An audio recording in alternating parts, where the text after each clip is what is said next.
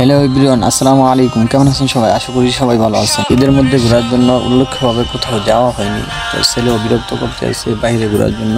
তো আমি আমার ছেলে এবং আমার দুই বন্ধুকে নিয়ে চলে আসলাম আমরা আমাদের এলাকায় নাগরিকান্দি ব্রিজের নিচে। তো নাগরিকান্দি আইসা তো একবারে পুরাই অবাক আমরা, যে মানুষ আর মানুষ।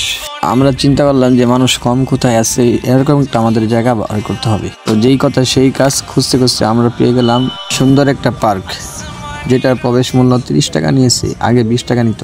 এই পার্কের ভিতরে শুধু ফুল গাছ আর ফুল গাছ। পার্কটা দেখতে অনেক সুন্দর ছিল। তো আমরা পুরো পার্কটা ঘুরে ঘুরে দেখতেছিলাম। পার্কের পিছনে রয়েছে সুন্দর একটা রেস্টুরেন্ট। পার্কে বেশি সময় অবস্থান করতে পারি নাই, কারণ প্রতিটা জায়গায় যুবক যুবতী জোড়াই জোড়াই বসে আছে। বিরক্ত হয়ে আমরা বের হয়ে গেলাম। এখান থেকে বের হয়ে আমরা অন্য একটা পার্কে প্রবেশ করলাম, যেখানে শুধু রাইড আর রাইড। আমার ছেলে বলতেছে সেই রাইডে উঠবে, তাকে নিয়ে রাইডে উঠলাম আমি।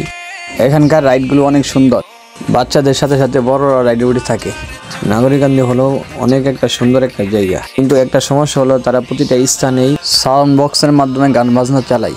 এটা একটা বিরক্তকর। আমরা বেশি সময় এখানে সময় না দিয়ে আমরা চলে আসলাম স্টেশনে। তো স্টেশনে এসে আমরা হালকা পাতলা কিছু খাবার খেয়ে বাড়িতে চলে আসলাম।